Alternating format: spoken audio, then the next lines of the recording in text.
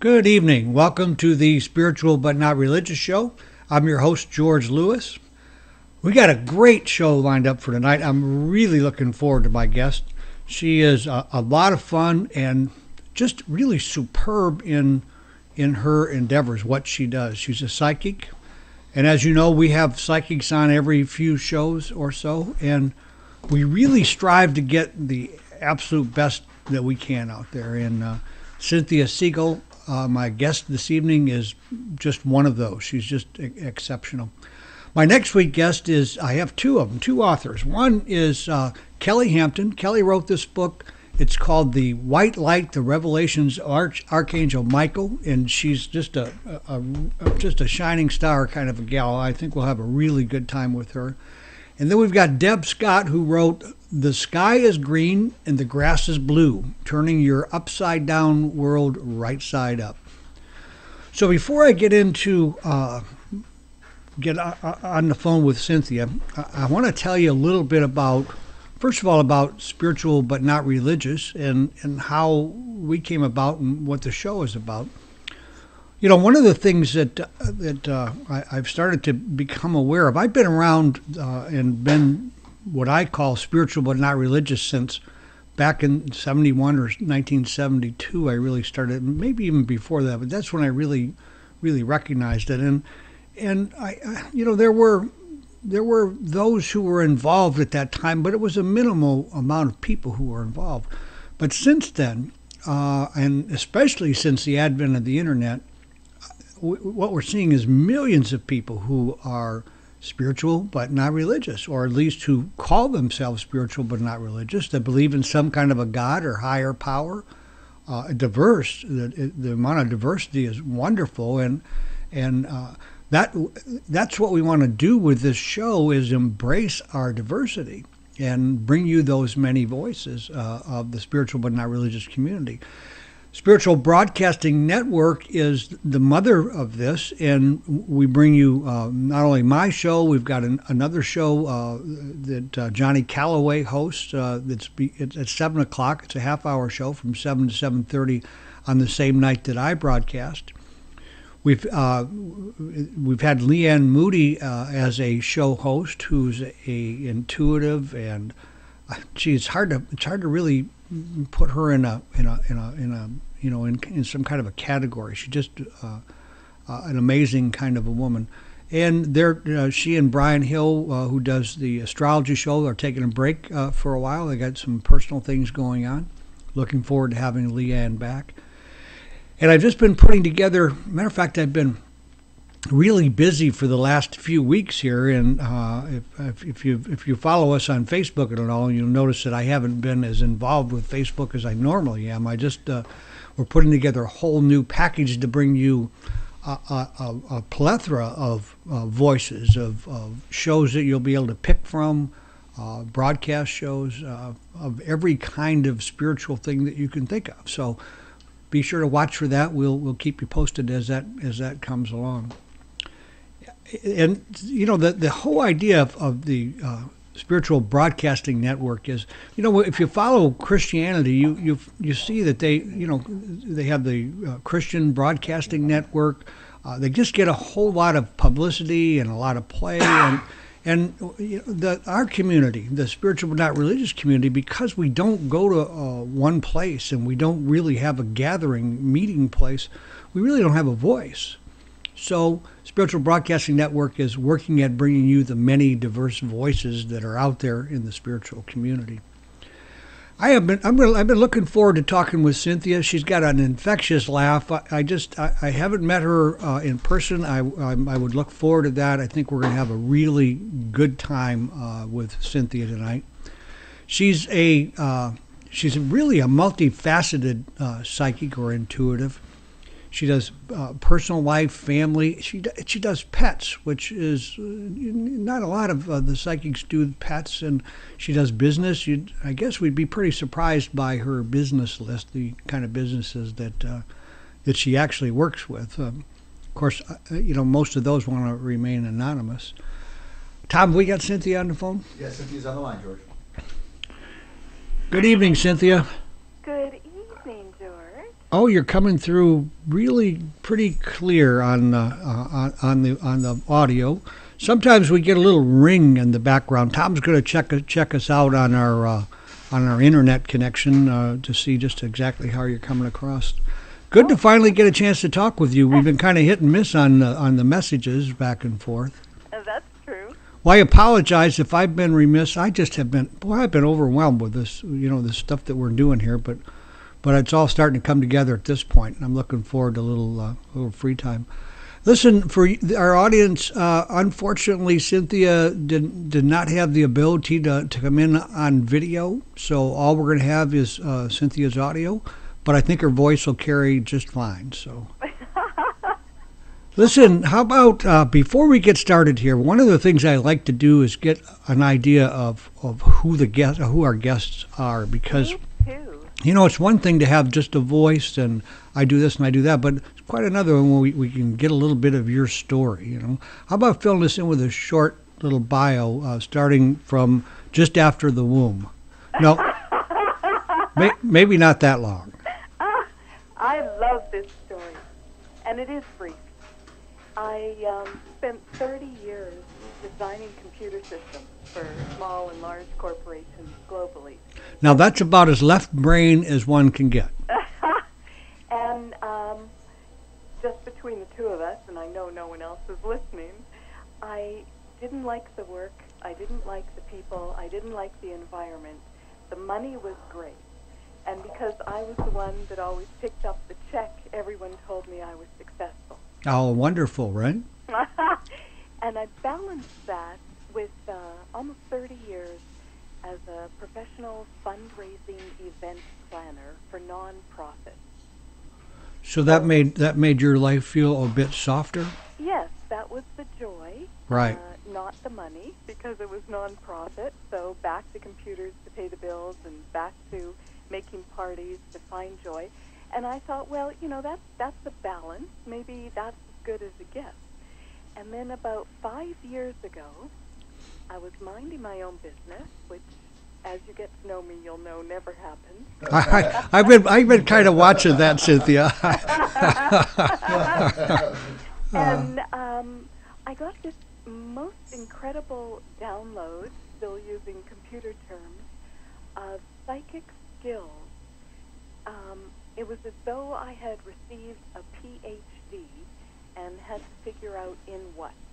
So I, through my clients, have found that I have the capability to access every psychic skill you've ever heard about or read about or dreamt about or wanted to know about or could imagine.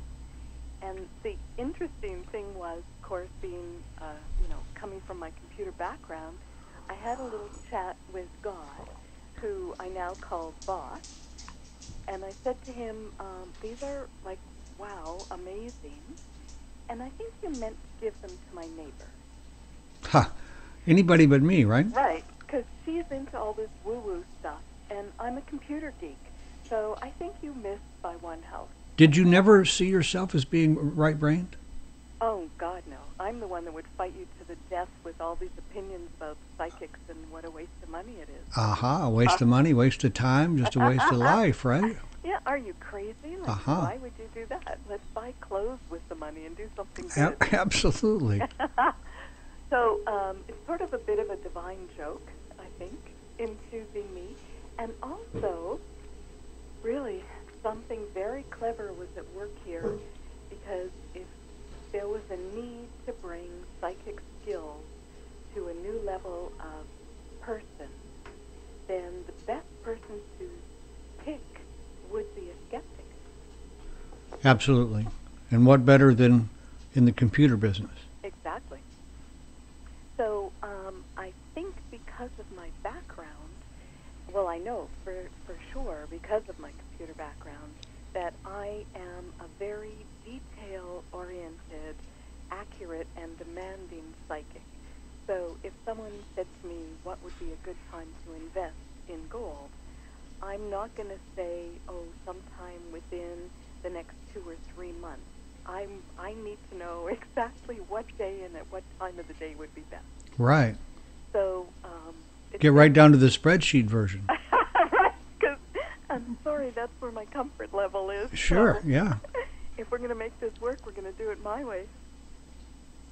So, well, that's a really interesting thought. I hadn't really thought about that before, but gosh, if we could get to some people like maybe the president of BP and make him a bit more intuitive, maybe we wouldn't be having, the disaster we've got going out there, or some of our senators and congressmen. Holy, it's like something needs to happen for sure.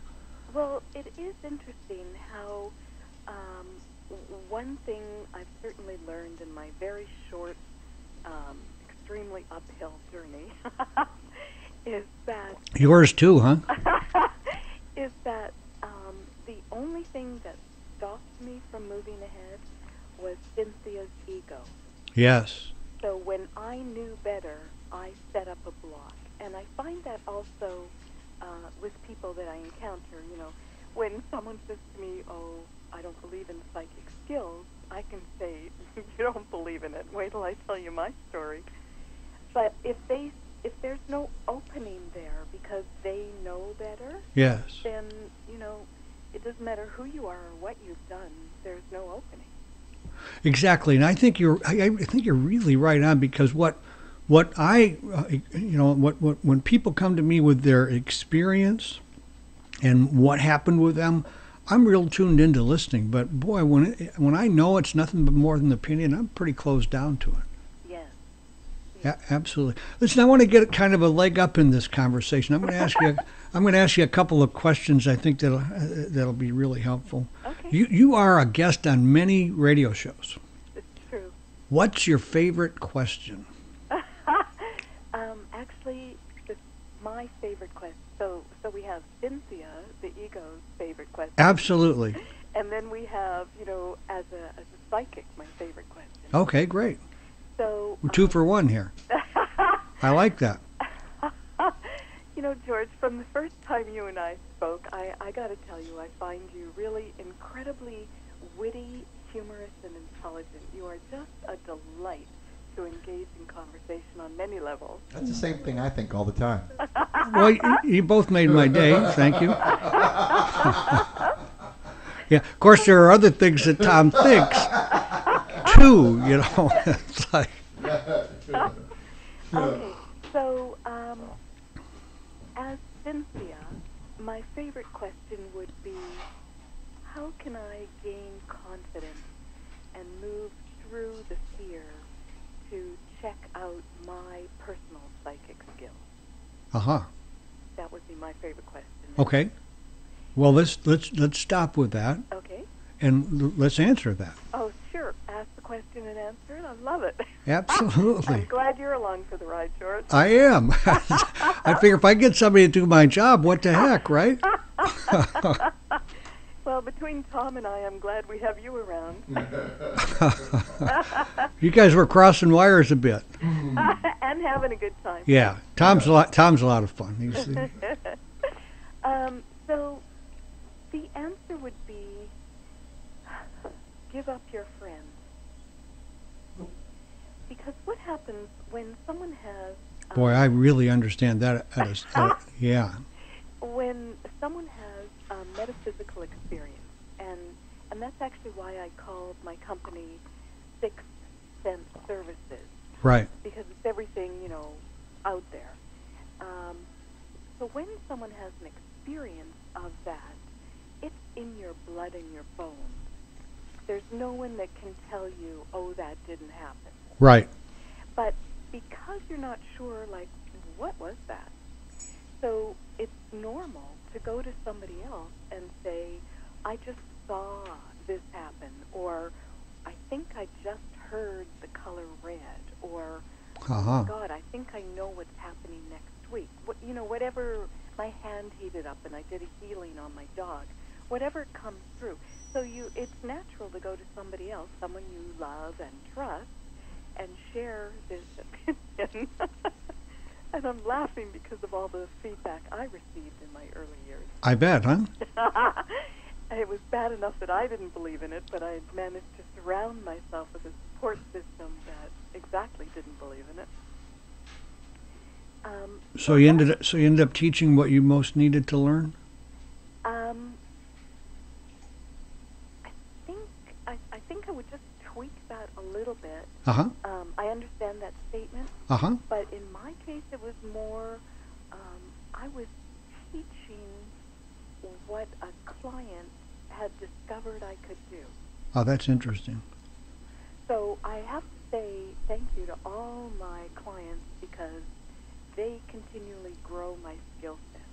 I remember the first time I was on the line doing a business consultation with a CEO, and this is where I always say, I wish I could release my client list. People would be amazed at the companies that are run on the advice of a psychic. Well, yeah, and the other part of that, Cynthia, is that I don't think that 90% of the psychics out there are capable of talking with that high-level business person. Oh, that's interesting. You know, I mean, because they're very right-brained. They're not necessarily comfortable in that environment, and you come from that environment and seem to be very comfortable there. Wow, I like you, George. So I was on the phone with the CEO, and we had just finished talking about some short-range plans that he wanted to put into effect. And he said to me, "Can I ask you a question about my wife?" And so that was new for me. And I said, "Sure." And so he did, and a beautiful answer came through. It was gorgeous. And we were both kind of wowed. Me because I didn't know I could do it, and him because it was great information. And then he said to me, "Well, while I've got you on the phone, can I ask you a question about my dog?" And I thought, oh, God, please don't tell me I can talk to dogs, too. Especially that, right? Dogs and horses? And I said, sure. And he did, and I had this wonderful conversation with, he had a German Shepherd that I didn't know really this existed, but it was a German Shepherd that was raised and trained to be a guard dog for your little children for, I want to say high-powered families. Uh-huh. And so you can have the bodyguard and all that, but wow, that's very Shepherd interesting. kind of picks up the missing pieces. Right. Huh. So it was one of these dogs that I had the conversation with, and it was most enlightening and fun for me and amazing for him. And so that's what I mean by my clients grow my skill set. Right. So what we just talked about was your favorite for Cynthia, and right, and there was a second half to that too. Right. My favorite question as a psychic Yes. is, can I learn how to do this? I bet, because that's kind of your passion, isn't it, teaching? It is. It's dream up something and let's teach you how to do it. Right. Absolutely. I remember taking a gentleman on what I call dimensional travel. And at that time, I was working in an office. I had a lot more rules around the way that I could work, which is kind of cute to watch those all fall away. Yeah, good luck with that one. Yes. So I was working with a gentleman in my office, and he asked if we could do some travel, and I said absolutely. And I remember looking at the clock, and it was 10 minutes till the end of his session. And I thought, kind of late to start, but let's give it a try. So we went, and we were gone for what I thought was quite a long time.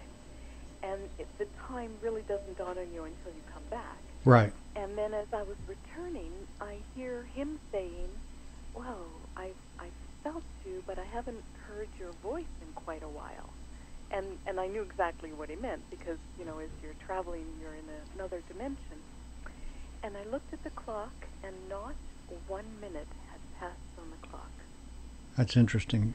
And so my thought was, so how do I charge for dimensional travel? I could go very hungry at this rate, huh? I charge by the dimension. Or get very wealthy, one or the other, right? And then how do I really, like, what do I do? Book 1-minute sessions? That is very interesting. Very interesting. So, how much did you charge him, Cynthia?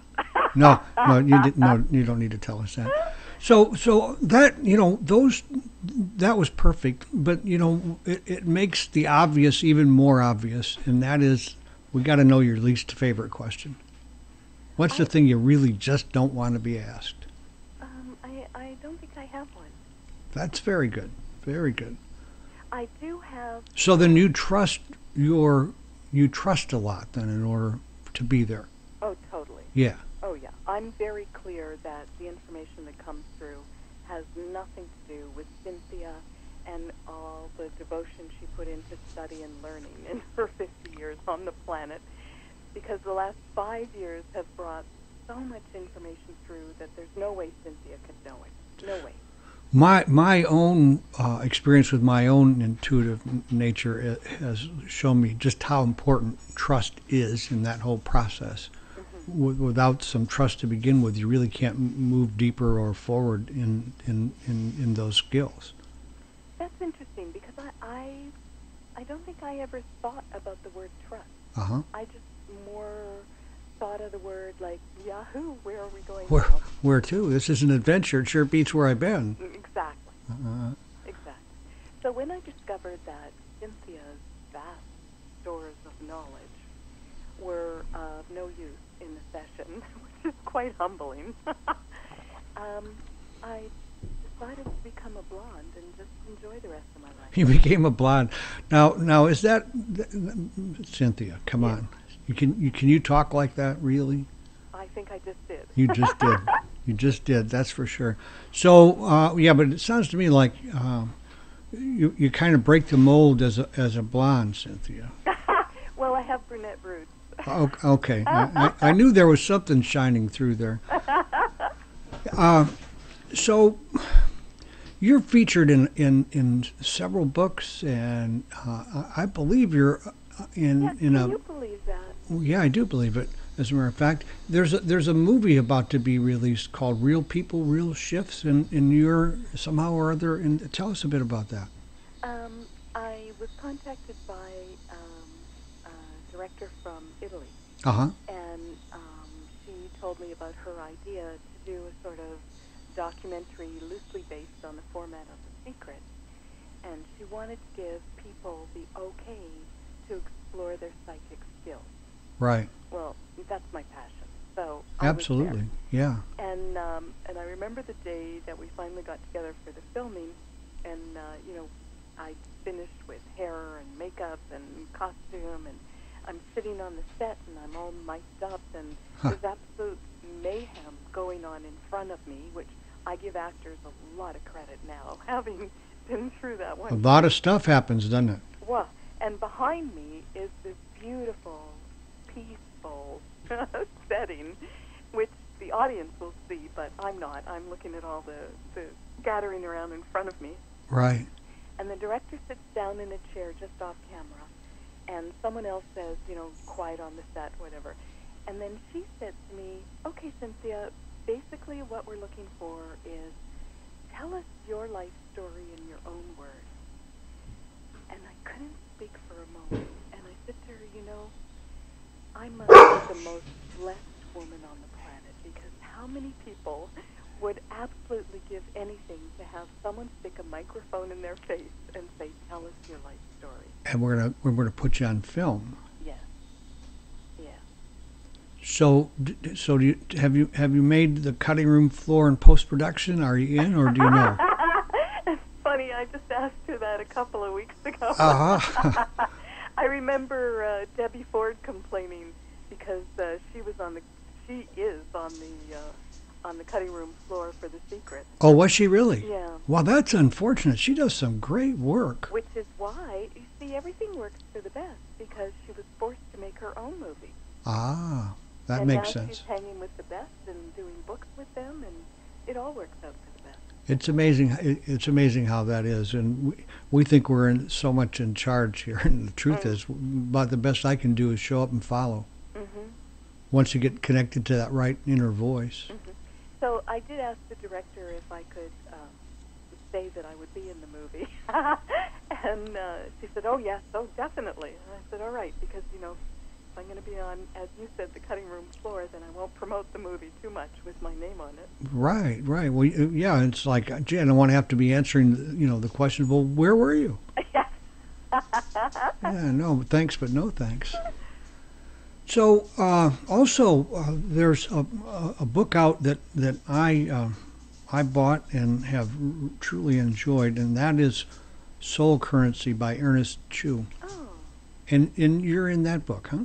Yeah. Tell us the story of that and how you know Ernest and, you know, how all that came about. It's actually quite divine.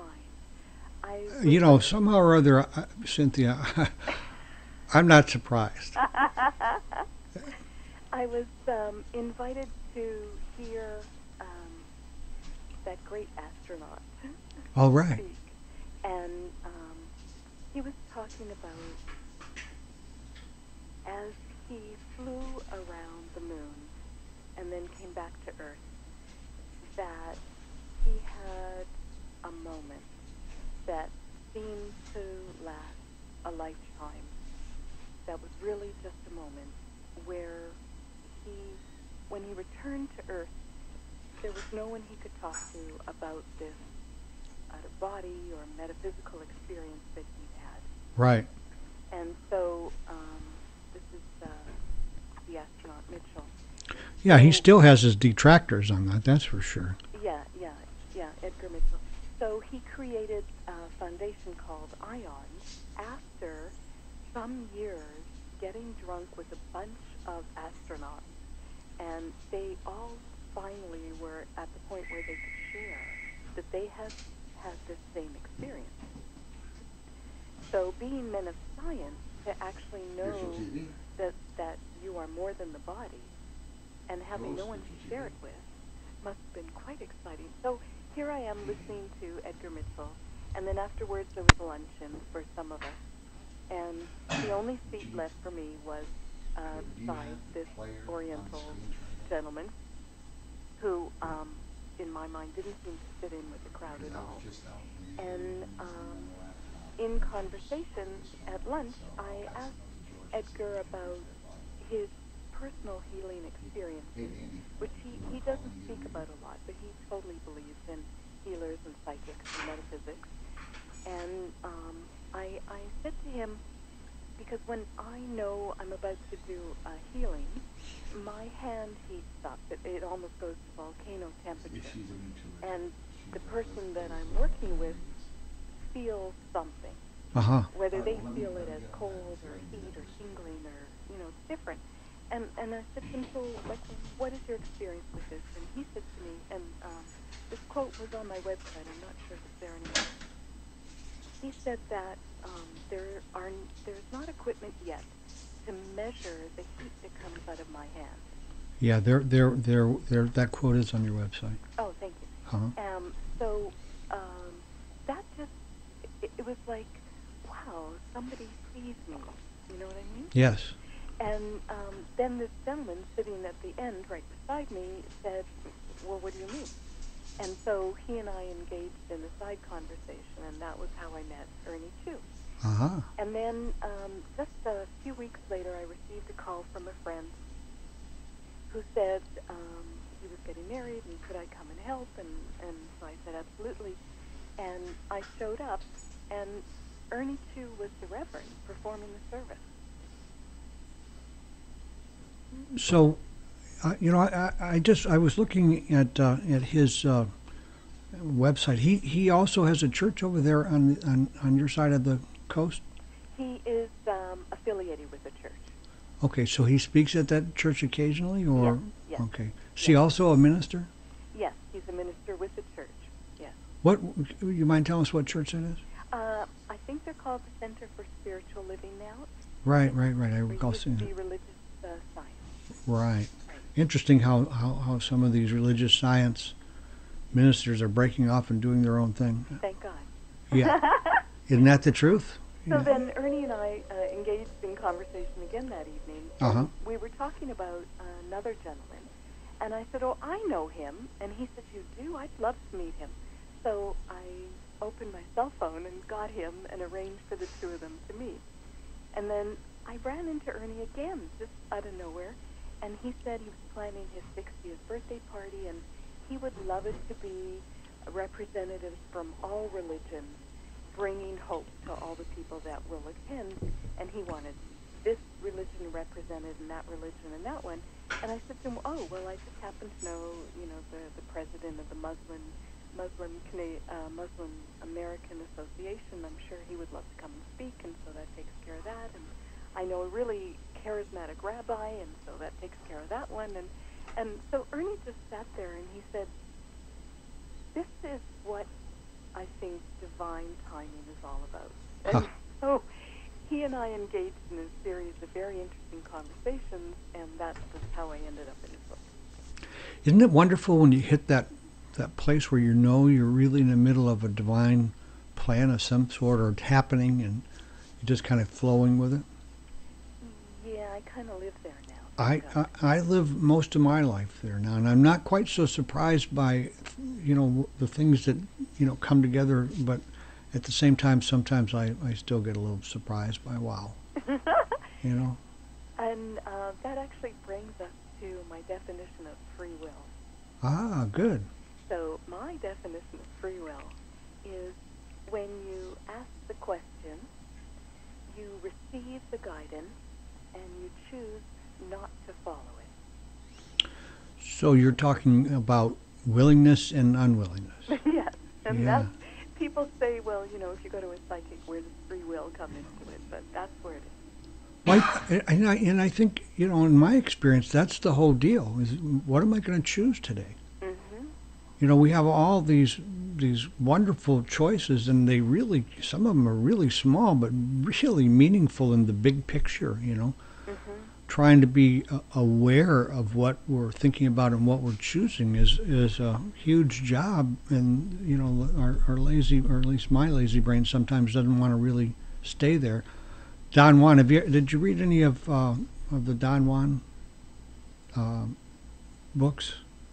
I don't think so. All right. Well, his statement, one of the things he talks about is being impeccable. Not perfect, but impeccable. Oh. Which makes a good deal of sense to me. Is that Don Miguel Ruiz? No, Ruiz actually came out of, and I just drew a blank on the author, and I didn't miss a book as they came out. Carlos Castaneda. Ah. And his work. That had a huge impact on me over the years, even while I was reading it, but it just kind of bubbles up even now, many years later, some of the stuff that he talked about. You might be interested in this then. Do you remember the book Stranger from a Strange Land? Yes.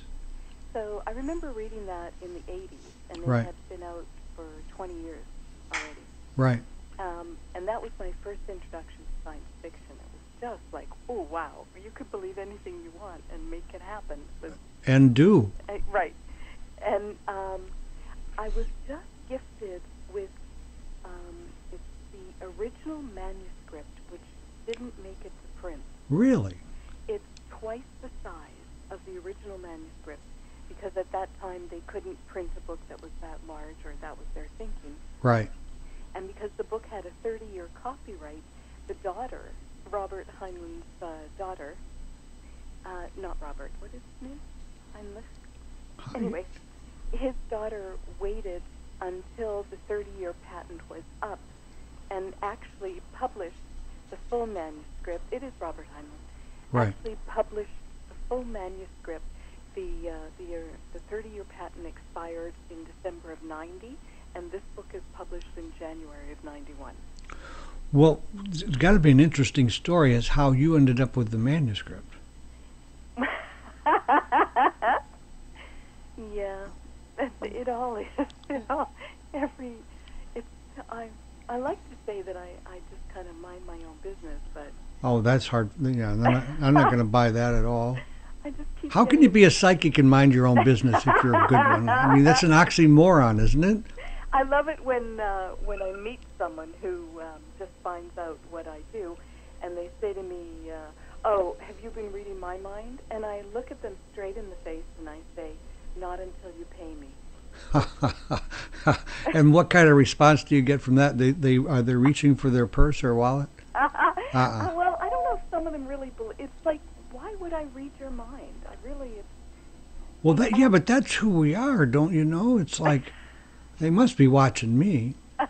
No, they're not watching you because they're too busy watching themselves. Exactly. Yeah, we're very. And also, what's interesting is if the answers that you were looking for were in your mind, you would know them. I'm not sure about that. I'm not sure. We could have quite a conversation about that idea. Yeah. So, you produce, still produce, I believe, large-scale fundraising events. Actually, am I right? I gave up everything Uh-huh. to follow God, if you will. Oh, me too. I'm sitting here just because of that. Absolutely. Yeah. Absolutely. And I was just, I have actually accepted a position on the board for an event that's being created on September 25th. And it's called Smile and Wave Day. Smile and wave. Yes. And I like it. it's actually gathering people, enough people, to break the Guinness Book of World Records for the most people smiling and waving simultaneously. How are they going to verify that one?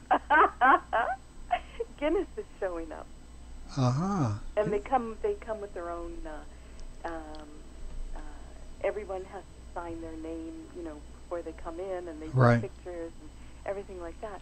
And what's interesting is that it's being held at Gulfstream Park. Is the name of the place. Yeah, the horse track? Right. And it's called Happiness in the Park at Gulfstream. And I was on a radio show earlier today. I was talking about this event, and it suddenly hit me. We are creating happiness in the Gulf. Well, we certainly need to create happiness in the Gulf. Isn't that incredible That- timing? That's incredible timing. But I thought all this time that real happiness at Gulfstream was a 40-1 winner that you had 5 tickets on. Yeah. So that brings up something I really would like to talk with you about. Do you? I know that you put your psychic abilities in with people and animals, but do you also with events? Oh, yeah. So have you been looking at the Gulf with that in mind? And if you have, what do you see in there? I kind of looked at it when it happened. Uh-huh. I had a lot of questions for the powers that be I bet. because I live in Florida. Yeah. And Or the world. And right, we all share this tiny planet. And it is getting tinier. And what I actually saw, what I was shown, I asked if the oceans were finished. That was my first question because I had the feeling it was going to be a rather extended, I use the word bleeding. Right. And I heard no. So that has brought me a lot of comfort. Right. So whatever the outcome of all of this will be, the oceans will still survive, and that means that humanity will still survive because we really can't without the water. No, we can't because we come from the water. Right. There's going to be a lot of changes, I want to say, in the geography of this area. Because what's happening is that suddenly a huge layer of the core, close to the core of the planet, well, I guess not even close, maybe the crust, is being evacuated. Explain to us what you mean by that. Well, all the oil was stored in this big pocket between layers. Right. And Oh, I see what you're saying. The oil is being evacuated, which is causing changes in the... that pocket is emptying Right. Wow. rapidly. Wow, I hadn't thought about that. That's pretty, yeah. Gee, that could bring about some seismic kinds of things then. That's very interesting. So it's interesting to me when people are asking me, should they worry about a hurricane in Florida? It's like, oh my God, that's the last thing you should be worrying about. Yeah, we've been doing those for years. We have not done anything quite like this. Yeah. Oh wow, that's. Yeah. And not only that, but then there's all the gases that are going to fill the atmosphere, and so they're saying, well, you should move out of the southern states, but the gas is carried by the air. Like, right. Remember the Chernobyl incident? Yes. And when we have fires in California, we're smelling them here. Absolutely. So, yeah. Yeah, the smoke, that's the real problem out there in California with the fires. It's like, the fire is a problem, but so is the smoke, a huge problem. It just really brings a lot more people and involves a lot more people. Yeah. Well, humanity, people, we're having a problem down there. But the animals, I see that, and I have my heart just is like, I have a really hard time with it. I have 3 dogs, and I feed the birds, and I talk with the squirrels, and I just am really connected with animals, and man, it's hard to watch what's going on down there. Yes, and also while that's going on, I think it behooves us to take a step back and sort of believe in the unfolding of the planet at a level that we perhaps can't understand. Well, I totally agree with that. I'm with you, and I've been there with that, because in my own life, some of the worst things that happened to me have turned out to be some of the best. Yes. So while it definitely tugs at the heartstrings to see a bird or a turtle, not able to survive because it's covered in oil, there is some story that says they came here for that experience. Right. And again, we can't see the big picture, and I think it's all about forcing us to feel compassion, because that's certainly one of the big words that's missing from this world right now. Well, I think, Cynthia, that our whole job as human beings is to find our way to some compassion and to humility, and you can't have one of those without the other. Mm-hmm. And I believe that's humankind's job, the thing that we're really trying to get to. Mm-hmm. It's especially true when I look and see just how affected we are these days by greed now that the world has become somewhat smaller, Yep. You ever look at that from your psychic viewpoint? The greed? Yeah. Yeah. It's I don't get it's going to be around very much longer.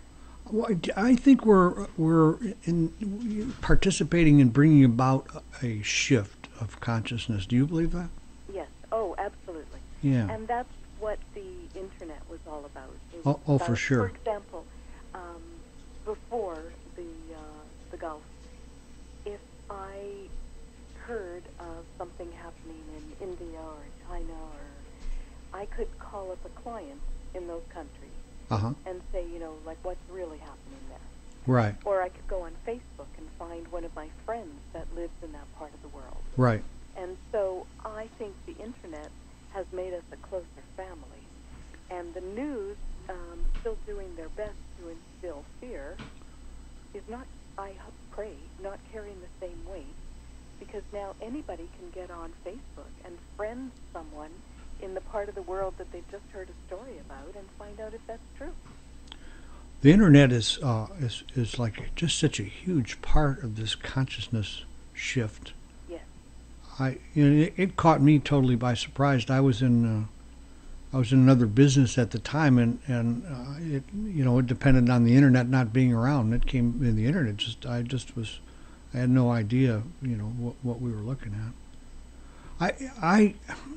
Tom and I, we talk with an awful lot of people on that we meet through the internet, Facebook and Twitter and many other kinds of ways on the internet. And gosh, we're just blessed with the kinds of people that we really come in contact with. In some ways the world has gotten larger and yet smaller at the same time. It's an interesting kind of a thing. Yes, and it's actually quite wonderful that we can connect. And it's because of an invention like the telephone that I have clients around the globe. Right. That I can sit in Florida and become known in Singapore. What's interesting, with that whole concept, Cynthia, is that, I mean, when you think about it on what's happening, that we're hooked into that one mind, and but yet, like it just kind of drops those barriers, so that, that you can do this kind of work and it can be believable. Yes. Because without the internet, talking to someone in India, it might have been a problem for them to, we're not face to face here. How are you reading my mind? Or how are you seeing what you're seeing? Mm-hmm. So what, you got a favorite story about your favorite reading? Something that just really gave you the most joy, or the? Oh God. From what I read, just on, I'll tell you what, just for the audience's sake, go in and read some of the comments that are on Cynthia's website. You'll definitely be impressed. It's very testimonials. Yeah, the testimonials are just they're super over there on your site. Oh, and the website is CynthiaSegal.com. And you could also catch up with Cynthia on Facebook, and I'm sure if you friend her, she would be really pleased to have you as a friend, a new friend. Absolutely, I love Facebook. And if anyone is interested in sending me an email or calling me, all that information is on the website. So that's the easiest way to find me. Did we get anybody who wants a mini reading? No, I haven't got anything yet, no. Huh, that's interesting. So anyhow, back to your favorite story. You got one that comes to mind quickly? Yes. Or it doesn't even have to be quickly. You can take your time. I have a friend of mine who is gay, a relatively new acquaintance at the time. Uh-huh. And I was invited out to dinner to meet his partner. And his partner is what is affectionately known as a queen. Uh-huh. Very, over the top and loud and just right. Hootenanny to spend time with. And a woman's best friend. I got it. a lot of fun guy. Yep. And so the gentleman that I knew was telling his partner what I do. And his partner puts both hands on his hips, and he looks at me, and he says, "You talk to dogs?" And I said, "Yes, I can do that." And he says, "You are so not talking to my dog." Stay away from my dog. That's great. That was fun. That is great. How about the worst session? You willing to share something like that with us? Gosh, I wonder if there's been one. I guess. I can't imagine that. How long have you been doing this now? 5 years? I Longer. check my watch at this point. I got you. What is the time? It's really quite amazing. I'll tell you what, it goes very fast, doesn't it? Me. And so I think an uncomfortable session, and I don't have these anymore, because now I ask, when I started, I would just take everyone who wanted a session as a client. Right. And now I always ask, should I take them as a client? In other words, you ask from your psychic ability, should I take them as a yeah. client? That's an excellent idea. Yeah. Yeah. The skill is there. Why not use it? And protects your psyche. Exactly. That was very punny.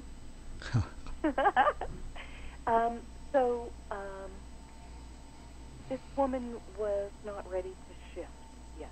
Uh-huh. And it didn't matter what came through, she wasn't ready to receive the information.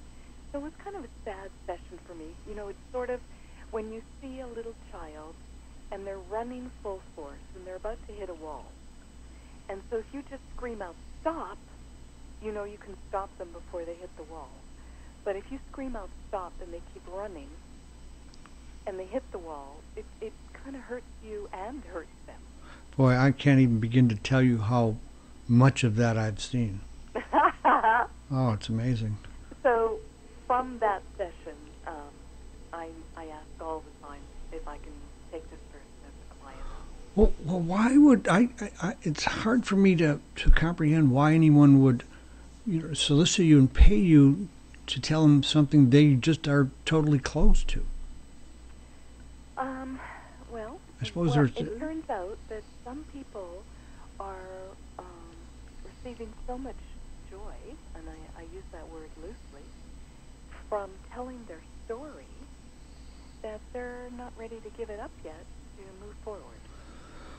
Well, isn't that a huge part of transformation, is being able to give up our story? Absolutely. Yeah. I call it a holy shift moment. Oh, yeah. And it's like, and I don't know about you, but I've had some holy shit moments in the middle of that too. But that's not come easy. Those kinds of shifts, I've had a few of them, and they just kind of like blast you right in the forehead, and it takes a while to to really digest it. Yeah. And so now I say that, you can stay in your story and bless you. You're in the perfect place for you. And that's why God invented psychologists and psychiatrists. They want to hear your story. And that's not my job. My job is to get you to the next step up on the ladder. Back in the 70s, I was having some marital problems, and I ended up paying a psychologist, like back then I think it was $75 an hour. And I realized that what I was doing was paying him $75 an hour to entertain him. Yes. He was very interested in my life. It was kind of a strange thing. And another cute story comes to mind. Uh-huh. This is the woman that asked me to contact her father who had just passed. She wanted to make sure that he was okay, or were there any words of wisdom, or could he give her some advice? She was in a difficult place in her life. And so I contacted him, and he said to me, telepathically or however this happens, he said, "Shit on the lawn." And so I laugh, and she looks at me like, oh, I must have received something. Yeah. And I'm thinking to myself and to him, that's the best you can do. She's looking for fundamental guidance, and you're saying shit on the lawn. Really, what kind of life did you lead, pal?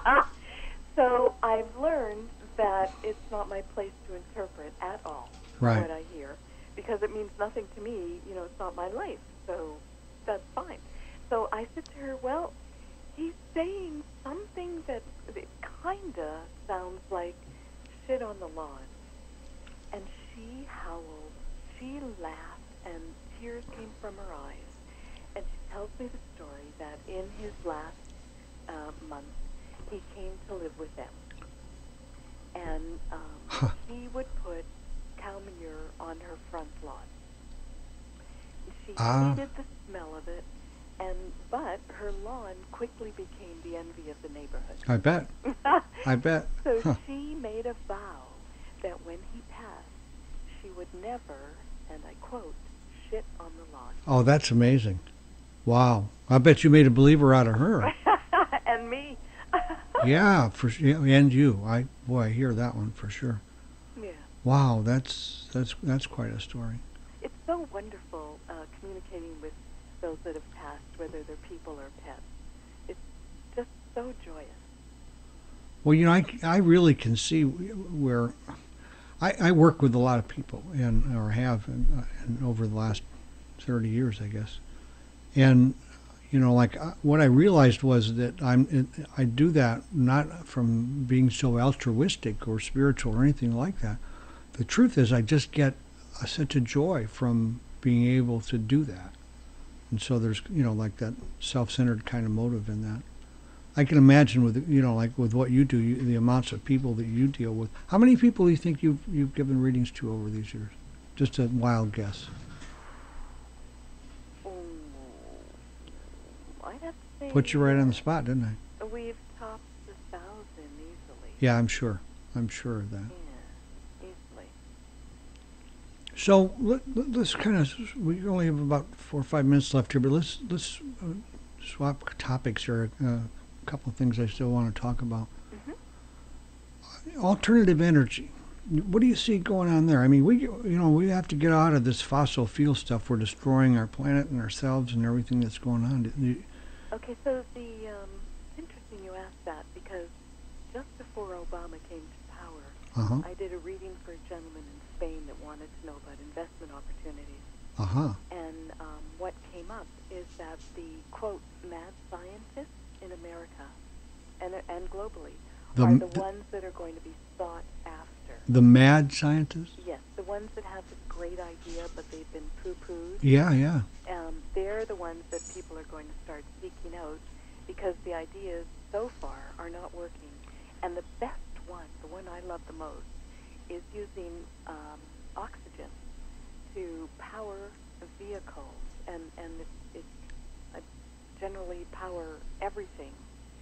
And oxygen, that's wonderful. And what comes out is oxygen. So wow. The air runs through the vehicle, and it's like sucking in air. And through some combination of chemicals, it's coming out again as cleaner air. Have you seen that on the web somewhere? No. Gosh, if you run across that or think about it, I would like to take a look into that. It's very interesting. Isn't it wonderful? Oh yeah, it's wonderful. Well, something has to happen, and we, for sure, we know that, and it's like. And when you think about it, that's what the trees have been doing forever. They've been taking in the carbon dioxide and cleaning our atmosphere. Yeah, which and makes. So it makes total sense that we should create a sustainable environment doing the same thing. Absolutely. I understand that August you're going on a cruise. Yes. Hey, tell us about that. Goodness, that'll be a lot of fun. It's actually a business cruise. So you can write it off tax-wise? Right. So it's the vacation you need to take. And the delicious thing for me about that is that it is a business cruise, and they invited a psychic to open it. Oh, that's fantastic. What an opportunity that sets you in. Yes. You got a captive audience on a ship. Yes, and also a group of business entrepreneurs who are interested in blending skills to other levels. Oh, very cool. So wow, we really need that in business. Yes. Yeah, tremendously. Imagine if people would follow, global advice or whatever, universal advice instead of their pocketbook. So if we have anybody listening that's interested in that, is there some place they can go check it out? Actually, at this point, just give me a call. Good. Okay, that's a great idea. And one other thing I want. We got 2 minutes left here.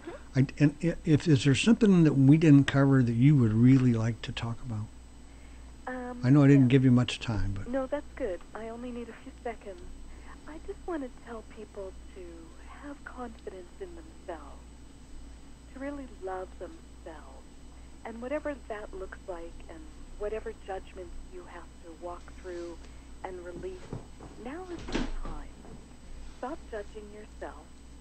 Lord knows we've done a good job of that. It's almost, accuse God for a moment, and that belief system that we were created in perfection.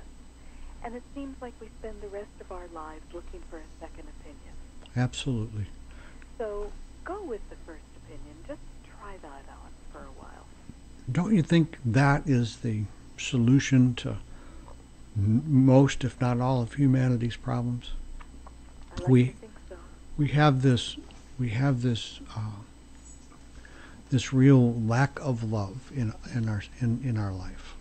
And then there's all those different, levels of love that people, I can say I love you, but I can't say it to this person. Yeah. Or yeah. I don't know you well enough to tell you I love you. Very selective. Get over it. Just what you're saying to me is that you don't love yourself enough to love me. Well, let me tell you this. We got 1 minute left. I got to let you go, and I want to tell you I love you. Oh, George. And you have a great night. All right. And thank you so much for joining us. Thank you for your time. I'll look forward to talking with you again. Indeed. Yep. Thank you. Bye bye. Bye-bye. What a great guest, huh, Tom? Yes. I totally enjoyed it. I really thought we'd get a lot more people who would call in for mini readings. So at any rate, I guess we've run out of time.